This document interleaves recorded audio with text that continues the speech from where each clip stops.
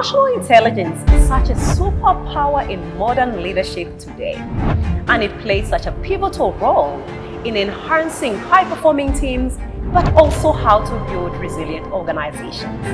Today, I'm joined by the adorable Musolini, who is the CEO of Success Africa and an executive coach. In business, everything you do tells a story about it. So never give up. Give, pray, bless.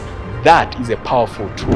Leaders, by nature, they are givers, not receivers. Like, he says, oh, look at you, you're stupid. Why you get our car loan, salary loan, blah. Sit, understand first, and then be understood.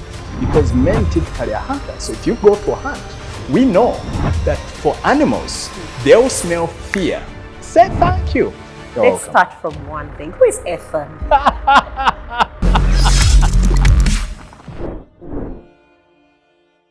Welcome, Ethan. Thank you. How are you, Shamim? I'm very well, thank you. Good to see you. You're looking splendid and elegant. Thank you very much. Always. Thank you for gracing us. Let's start from one thing. Who is Ethan? Well, Ethan is a multifaceted guy, and my story, usually when I run multiple day events, I use 30 minutes, which we don't have. Yeah. But let me do my best to compress what it is. Yeah. I was born in a very humble background, which is a political word for saying very poor, in a place called Roti. It's 3 kilometers in Barakabale Road. My father was a P2 graduate, but a very intelligent one. In Uganda, there are people they call Aina Mageza Amazari. He had natural wisdom. So he taught me things like be honest, work hard, wherever you go, speak up. And he knew how to interact with different people. I recall, actually, when the current LC system kicked off, he was elected an LC1 chairperson, even though there were other people who had more wealth, more education. But I believe part of the magic was that he was emotionally intelligent. So I grew up with very low confidence and self-esteem because I used to hear all sorts of negativity around me, not just for me, but also the siblings. You're stupid, you're foolish, you're that. So I took that on. Now, when you combine that with poverty, it's a double whammy. So grew up with tattered clothes. Sometimes you put on shorts with holes and the like. So I grew up feeling like a second-class citizen. I lost my mom when I was 9 years old, but luckily, I was doing well in school, so that was at least something I could hang on to. And my father told me, I don't have cows to give you, I don't have land to give you, I'm giving you education. So for me, I took education as my life savior. But then what I did is I put my focus there and I did well. P7 did well, Senior 4 did well. When I went to Senior 5, it was the turning point in my life, Shamim. That was way back in 1994. There was something called Constituent Assembly debate. So the way we have members of parliament, for some people who are not as old, is we had representatives from different constituencies contribute to the current 1995 constitution. So a suggestion was floated to also have children have representatives. The way we have youth representatives, women representatives, which I got to know that was actually David Procor who proposed, and then people like Rebecca Kadaga supported the idea. Then each district sent representatives, children representatives, who were below the age of 18. So we competed at the district level, and they wanted the best guy and the best lady, and I was the best guy. Wow. Wow. At the age of 17. So that transformed my confidence and self-esteem. I was like, oh, so I can speak. Talking about emotional intelligence, now I discovered something about me that I wasn't aware of before. So now I became a student leader, and shortly after that, my father died. So now I was official and orphan. It's my father's friends who contributed money for me to finish A-levels. And by God's grace, made it to Makerere University on government sponsorship. But again, remember, my father had told me, wherever you go, speak up. Remember, I had gotten this momentum of knowing I can speak and all this. So while at Makerere University, I made myself very visible, and someone saw my talent and recommended me, and I ended up representing Uganda at the Commonwealth Youth Forum in 1997. I was 20 years old.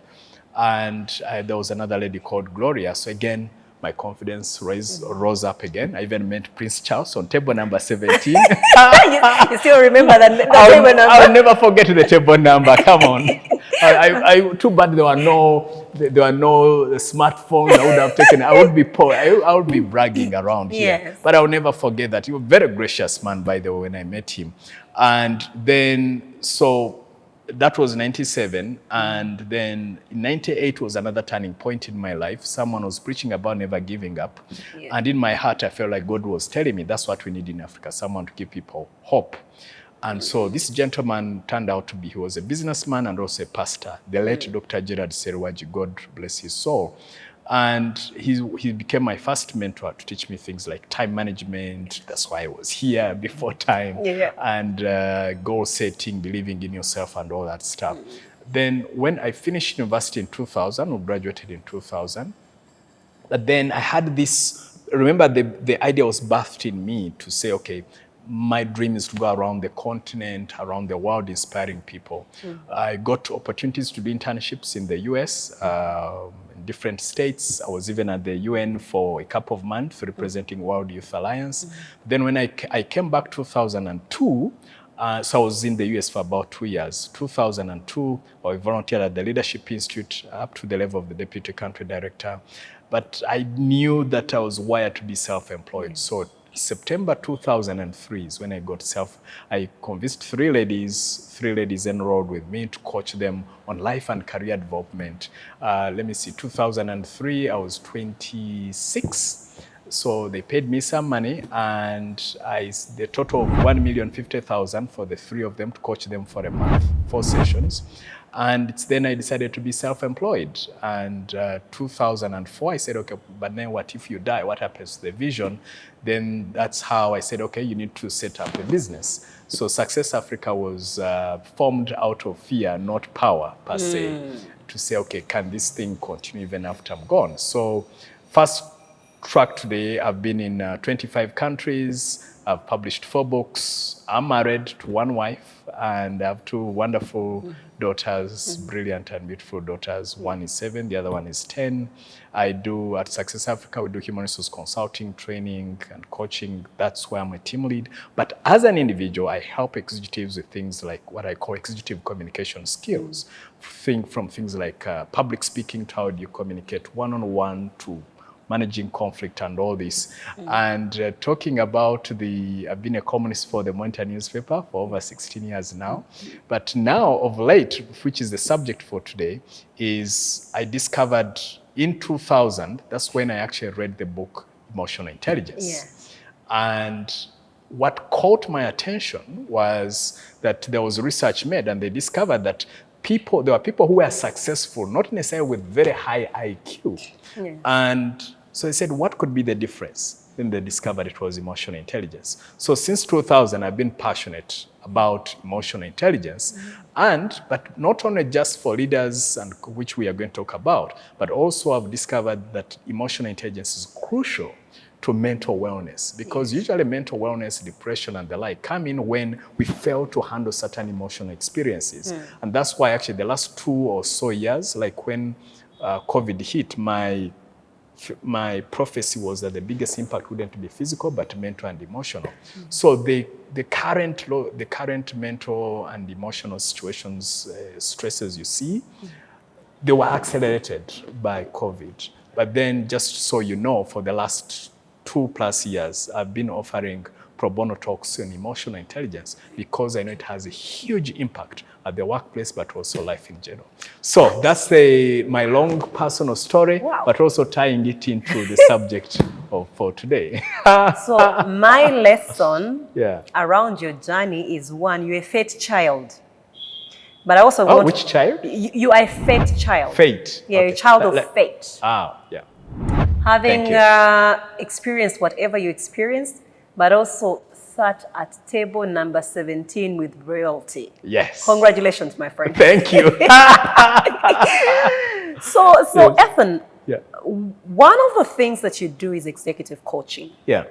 And our conversation on Imposter CEO podcast is to really expose what it is to lead. We are really just sweeping around to understand what does it mean to lead. And like you highlighted, that emotional intelligence is key. Is a key enabler in how we lead and how we support our teams. Yes. I want you to take us to what you think is the single most underlooked aspect of emotional intelligence for leaders. Yeah, I believe the single most underlooked aspect of emotional intelligence is to remember that we are emotional beings. When we, like you're into business, so am I. We know that most of the decisions are based on emotions and then they are justified by logic later. So I believe that most leaders forget that they are not to be dealing with robots. They are not dealing with a machine where you punch in 1 + 1 = 2. Sometimes today 1 + 1 = 11, another time it is 3. But also that it's not how you make people think about it, it's how you make them feel. And how you make them feel has a lasting impact over and above everything else. So unless we pay attention to how we make people feel, but also to take note that you cannot make people feel great if you're feeling worse off. So it starts, so emotion, it's an exchange of energy. So how you are, meaning it starts with you managing your own energy, your own emotions, is going to affect and impact how you impact others. For example, I usually like saying that hurting people hurt people. So sometimes I believe leaders forget that how they are, their emotional state has a huge impact to the emotional state of their staff, of people they lead. And therefore, the impact they have on those people around them is going to affect their performance. So we need to look at emotion as fuel. So there is authentic fuel and there is fake fuel. If you put fake fuel in a car, it's going to get messed up. If you put authentic fuel, it's going to run much faster.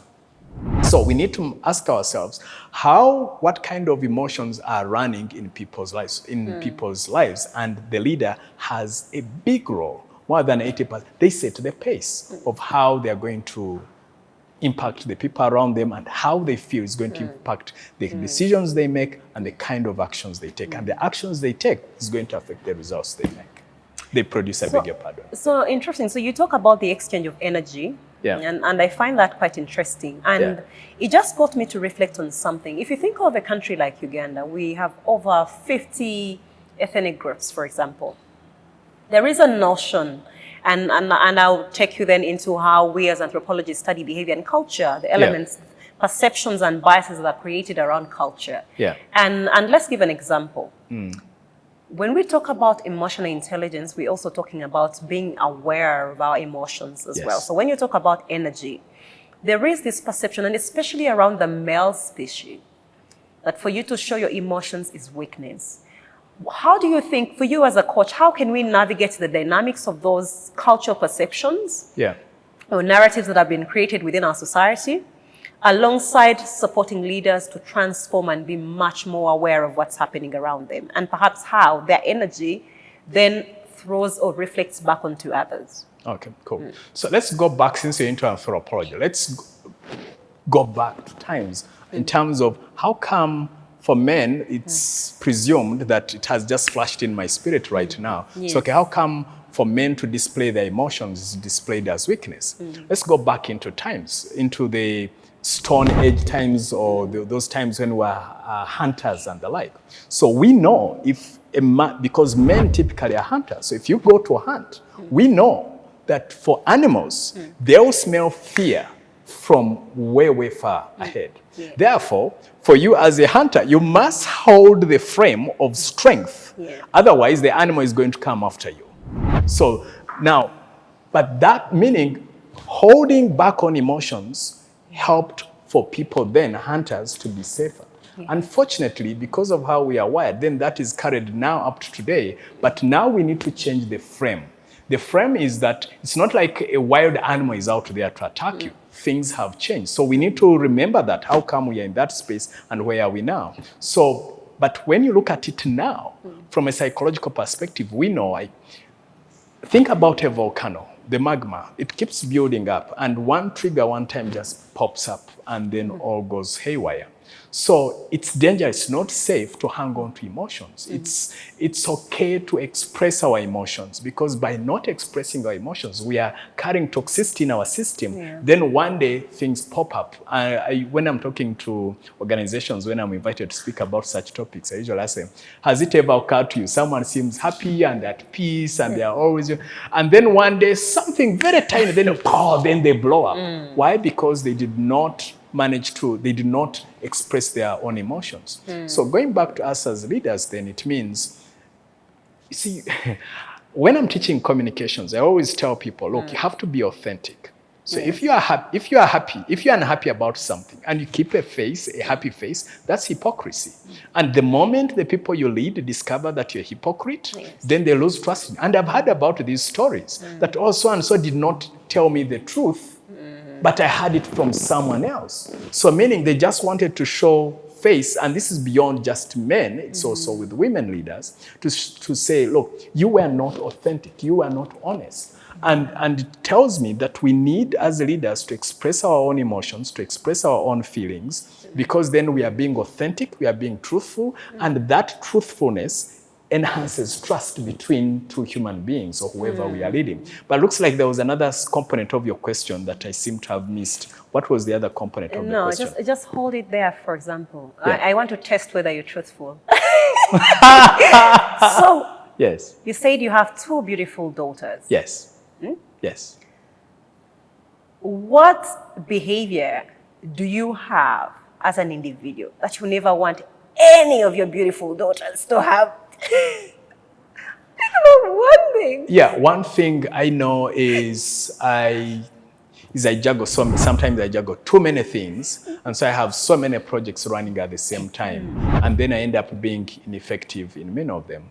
So as I get older, is to be focused. So I believe one of the things I pray that my daughters never have is to juggle too many things. Oh, okay. Choose a few things and focus on those. Great. That's something I'm still struggling with. Well, it's a journey, right? Yes. So back to the question. So my other bit of the question is, how do we then support men to go past those cultural stereotypes and the narratives that have been created by our community, so that we can embrace these emotions? Because like you said, if we do not express them, then one day it will just erupt like a volcano. So absolutely. How do we then support, especially men? So for me, it starts with awareness, because there's saying that if they knew better, if someone knows better, they can do better. Yes. I've been learning about that. Masculinity, part of masculinity is truth. Yes. It's not about lies. It's about truth. When you're truthful, you get stronger. Actually, there's a body of science called kinesiology. I don't know whether you know it. But we know that when you speak the truth, the arm goes strong, meaning the whole body goes strong. Yes. When you lie, the body goes weak. So it's to our benefit as men, also women, to be truthful. So by not expressing and communicating who we are, then we are not being truthful to ourselves and to the people around us. 2 is to remember also that what you do not acknowledge, what you do not embrace, that what you don't feel cannot heal. So meaning, if we do not embrace our anger, to know, okay, I'm angry, how can I process this anger? Then time will come whereby that actually impacts you. We know, according to psychology and psychosomatic studies and all that stuff, when you have a negative emotion and you don't process it, it gets lodged somewhere in your body. I got to do some healing studies also. I know how to, some ways to heal emotions. So actually, when there is a negative emotion or experience which you do not process, it will lodge up somewhere in your body, somewhere, in your heart, in your legs, somewhere. That's why, has it ever occurred to you that someone goes to the clinic and they say, I'm feeling bad, I'm feeling pain here, and they do all tests and they can't find anything. Yes. Usually, those are emotional and spiritual challenges. So someone goes through anger, and that anger is not processed, so it gets lodged somewhere in the leg or in the tummy. So you're feeling pain in the tummy or somewhere, but that negative energy is not in the blood, which the medical profession tests. Yes. It is lodged somewhere. So I'm saying, look, my fellow men, it's okay. Manliness does not mean lying about who we are. It's about acknowledging, embracing who we are, and expressing our truth. You're a lady. You're a lady. You know, I have no doubt. I've never asked you this question, but I bet you'd rather have a man express his truth than lie. Even if it's their vulnerability, it makes you respect them more than them lying, putting up a macho look, only later to discover that it was a total lie. So And I used to put up those facades when I was younger, to be very upfront with you. But the older I get, the more I discover that it's okay. And besides, what matters is not how you think about whether I'm less of a man or more of a man, but the question is, am I true to myself? And that, to me, is the number one priority. So if you're a man like me, please, it's okay, my friend. Women will still respect you, and the society will still respect you. Because we've seen some big characters. Let's say you see a sports personality, they have lost, and you see them crying. We don't lose respect for them. We're like, wow, this means something for them. Yes. So you said you've never asked me that question. Please ask me the question, because I'm really eager to answer. No, I was asking, would you rather have... Ask the question.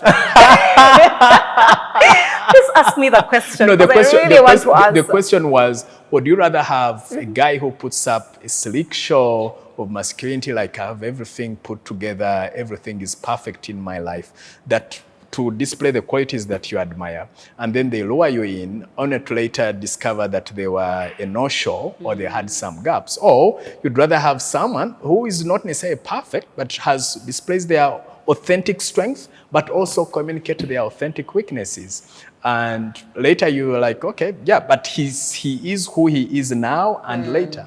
So whom would you rather have a long-term relationship with? I have an answer for you. Definitely not. I would rather have somebody who is honest about what's happening. Then I either choose to jump on that wagon or not to. Absolutely. Absolutely.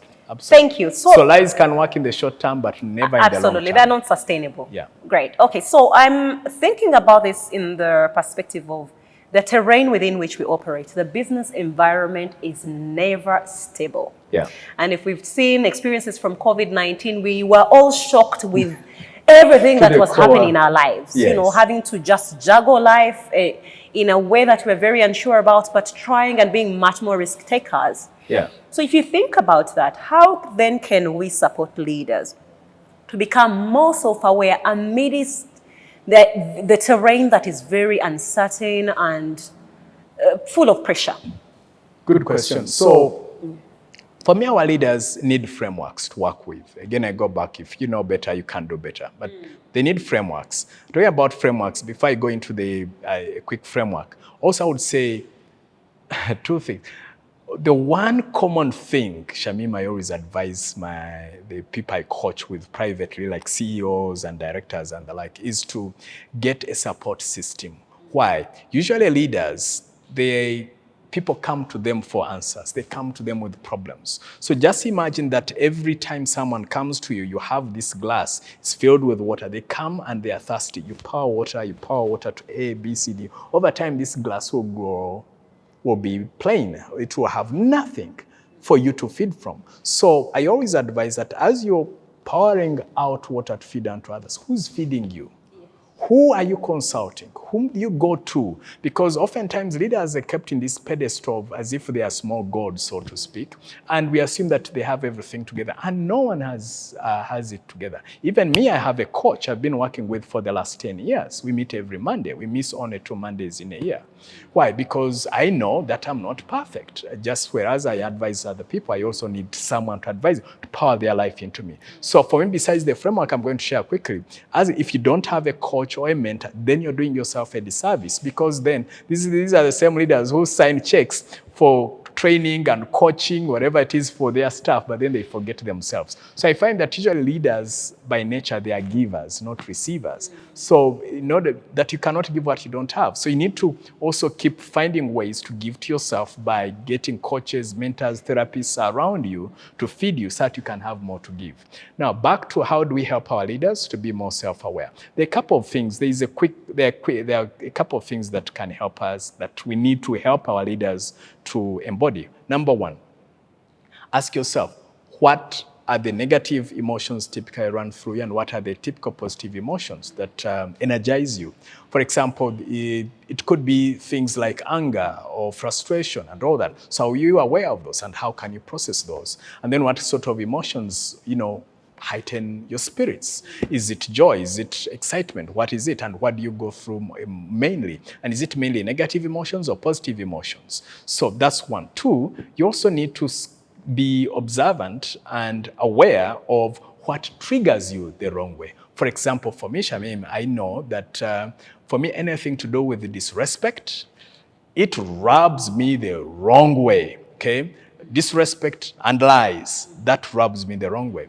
So now that I'm aware of that, if I see someone disrespecting another human being, then it means when I'm going to approach them, I need to remind myself, calm down, calm down, calm down. Because I know I'm at my boiling point when it comes to disrespect. So we need to observe our own emotions to say what they are, what triggers us the right way, what triggers us the wrong way, so to speak. The other one also to ask ourselves is, okay, what kind of environment is around me that energizes me or pulls me down? But also to ask yourself, what are those assumptions that I'm carrying in my head that are not serving me?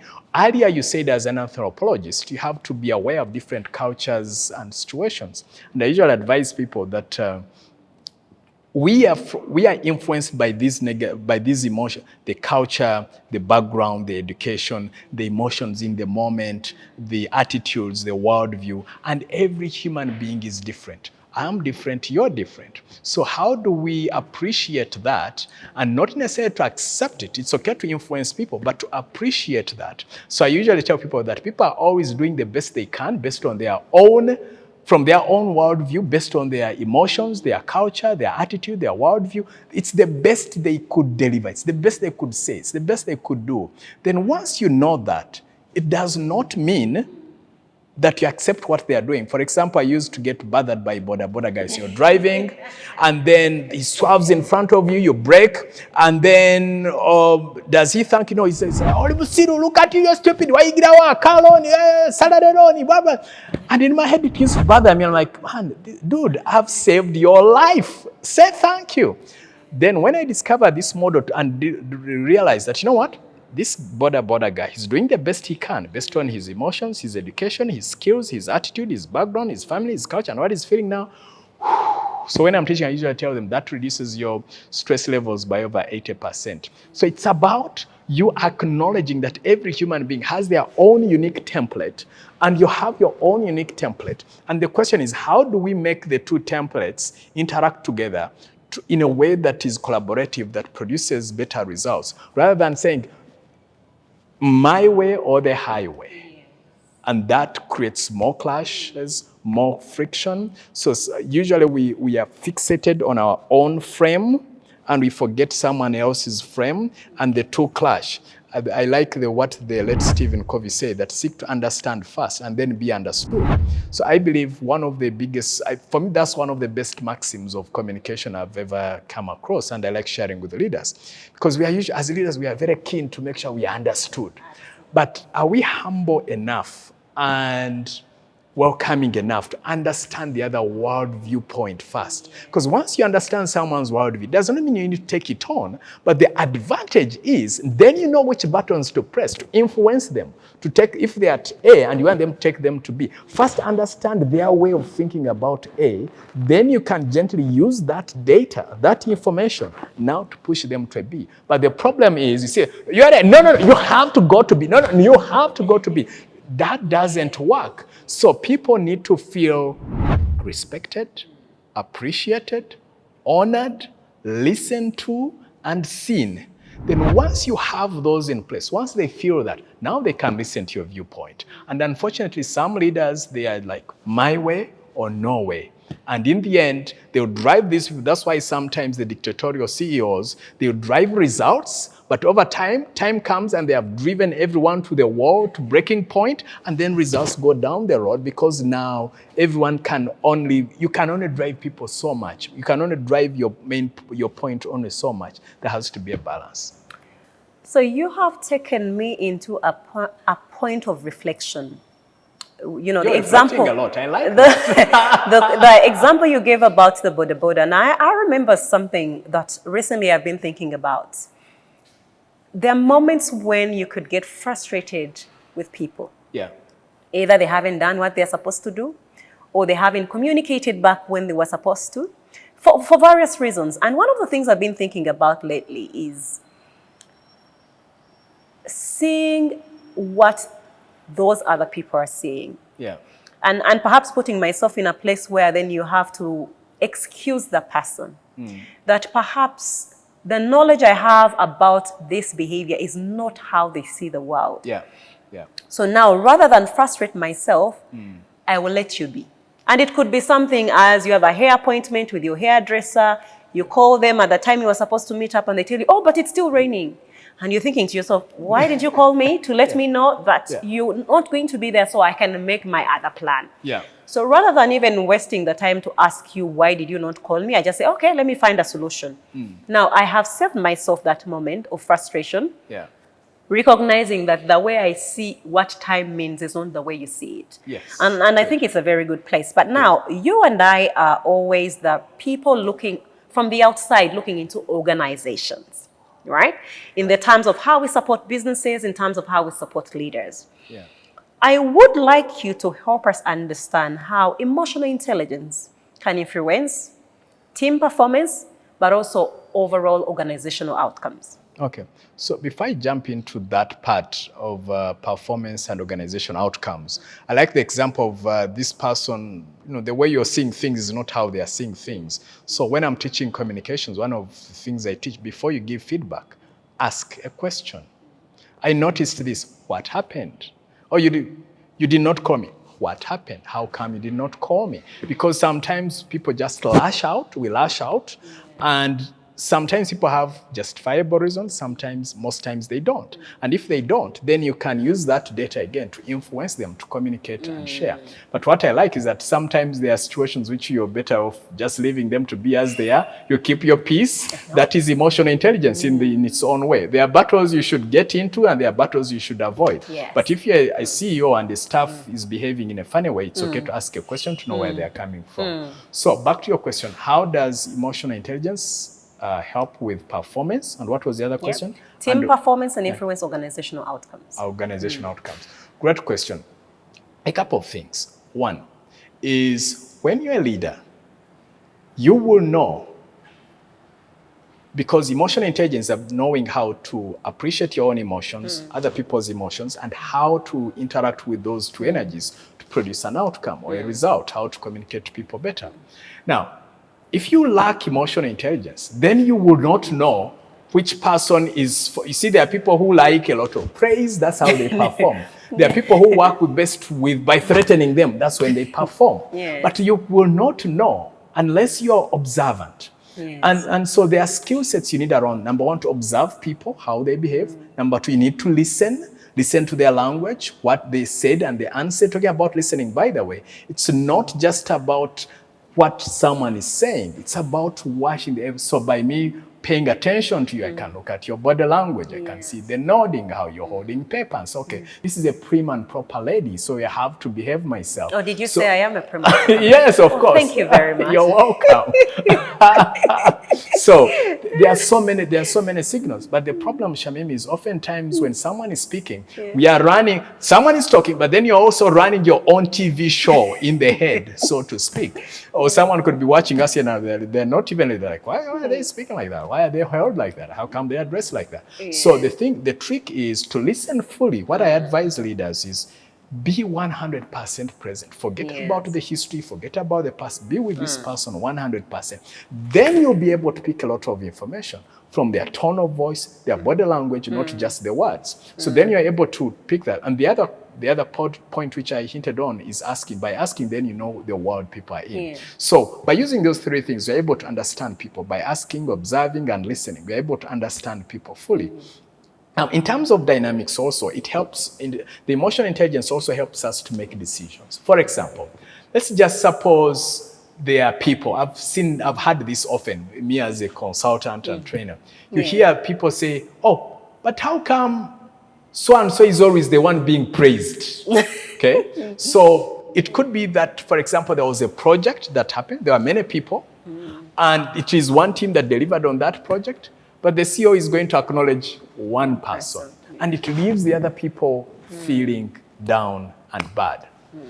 That's one. Two, it could also be that someone else did make a mistake. You're in a general staff meeting, And I've seen leaders go at the throat of this person and they blast them in front of everyone. But you see, that's lack of emotional intelligence, because now you've crushed someone's confidence and self-esteem. I've had situations of people wanting to commit suicide.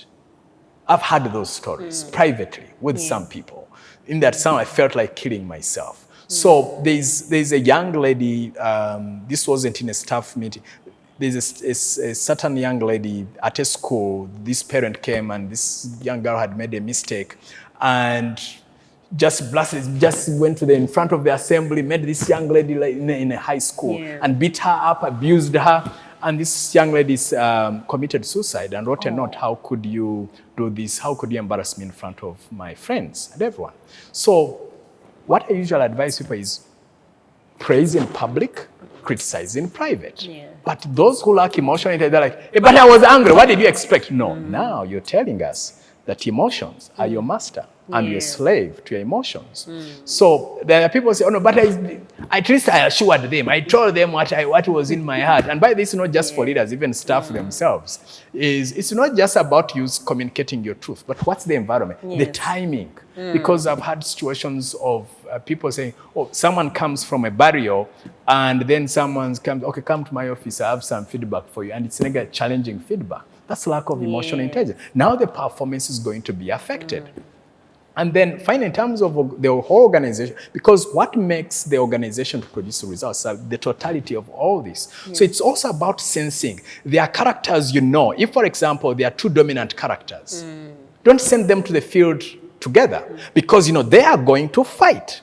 So when you're even putting the team together, you ask yourself, okay, I need someone who is caring, I need someone who is directive, I need someone who pays attention to details, I need someone who's good with big picture, I need someone who energizes people. You know, there are those characters, they don't produce a lot, but they help people to produce a lot by bringing that positive vibe. So you balance it out as a leader. So you need to know who are these people, because then by knowing the right mix, then you are going to push people to a higher level. I'm a soccer fan. I'm an Arsenal fan, for that matter. So those of you who support other teams, don't worry. But I noticed that when the current manager, Mikel Arteta, came in, he said, I had to let go of certain characters. I won't mention the names, but he pays attention. They're looking for certain characters whom he knows they are based on you are big on culture. You like culture. By the way, I recommend people to go to you for anything related to culture. Thank you. You're brilliant with that. So you have to know, okay, so for him, there is a culture he wants to build around the Arsenal team. And so if a character, a player does not fit that culture, is not going, either he will be kicked out or he will not be recruited. So again, it takes me emotional intelligence. What kind of culture do I want to bring? And does this person fit the template of the culture I want to create? And that ultimately is going to determine whether it becomes a winning team or a laissez-faire team. So, and then that ultimately is going to affect the results. But finally, just ask yourself, for what kind of, because earlier I was talking about energy. Do I need an energy of creativity? Do I need an energy of focus? Do I need an energy of productivity? So all these energies will determine how you treat people, the questions you ask,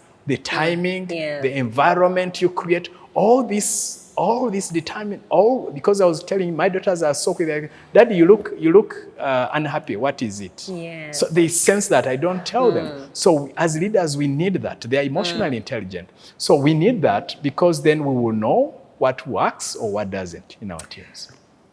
Wow. So you talked about something about the dominant personalities. And I'll tell you that that's one of the things I have thought about lately, and especially being in a room where you have, let's say you are in a boardroom. And you are having a group conversation for your top leadership. Then you have this one person who has to continuously interrupt others, has to say something about it. And you know, and I'll tell you what's interesting, that in moments where I experience this firsthand, I sit back and watch the leader to see what they will do. And a lot of the times they do nothing, meaning that we have not mastered yet what to do. But anyway, that's the reason we're having this show. So reflecting on that particular experience, I would like you to help us understand. Give us a few practical ways in how leaders can integrate emotional intelligence in their day-to-day interactions. Yeah, so a great question, and given the amount of time here, I'll see how best to do that. So it starts with number one, you as a leader asking yourself, what kind of experience do I need to create? Yes. Because what I've noticed is usually when we are going out there to meet outsiders, a client, a prospect, a donor, we pay attention to these details. Say, okay, what kind of environment, what questions should we ask? But then when it comes to our own teams, you're like, whatever. Like you don't pay attention. So number one is to ask yourself, what kind of emotional experience do I want to create? Yes. Number two, to check in with your team. How are you feeling? How is home? Because we usually say, hi, and the standard answer, fine. No, we say good morning while walking away. Okay, yeah, we don't even pay attention to the body language. We don't wait to actually hear, how are you doing? Yes. So check in with the emotional temperature of the people you're with.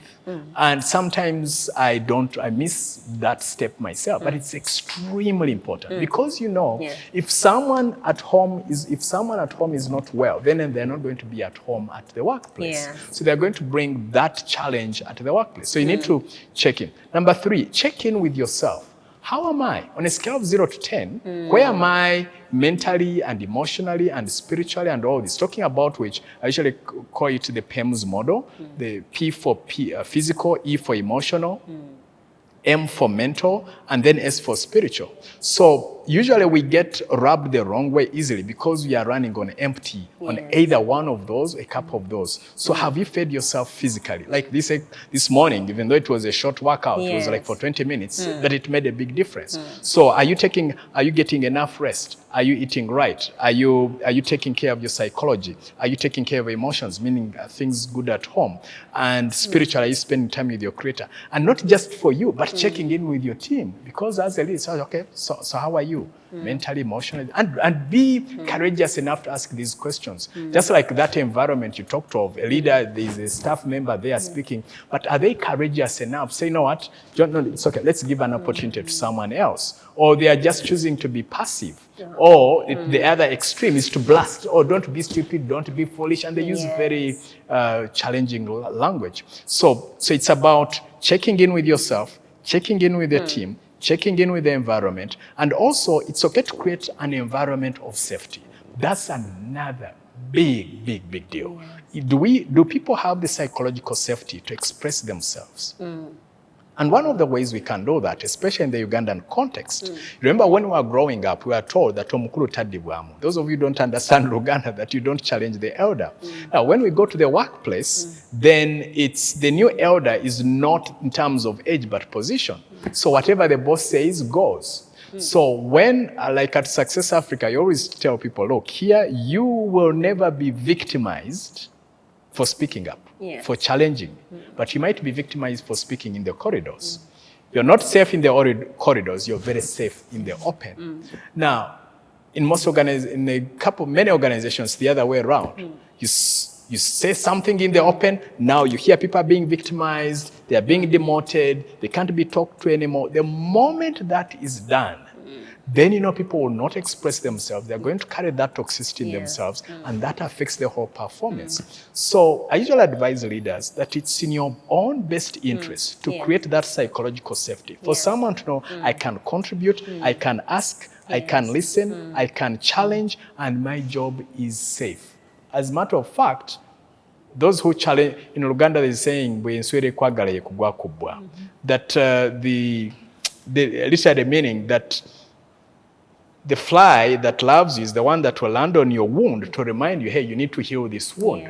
So I believe staff who are so-called, disruptive, oftentimes, not always, of course there are those who take it to the extreme and are toxic. Those are assets. Because innovation, creativity comes out of disruption, not convention. Unfortunately, some leaders focus on convention rather than welcoming disruption and innovation and questioning. They just want people who nod rather than people who ask. And that's why I always tell my daughters, please, you can ask me anything. Of course, sometimes the questions can be too many. But then I'm like, I want them to have the voice to ask. Absolutely. So we should create an environment of people asking. By having those components at play, then I believe we would create a healthier environment. Ethan, thank you so much. I believe that a lot of us have learned a lot from your submission. And I know for you back home that emotional intelligence is not something you should worry about, because at the end of the day, we need to be very aware of our emotions and how that operates within the environment within which we are. So thank you very much, and we look forward to seeing you in the next episode.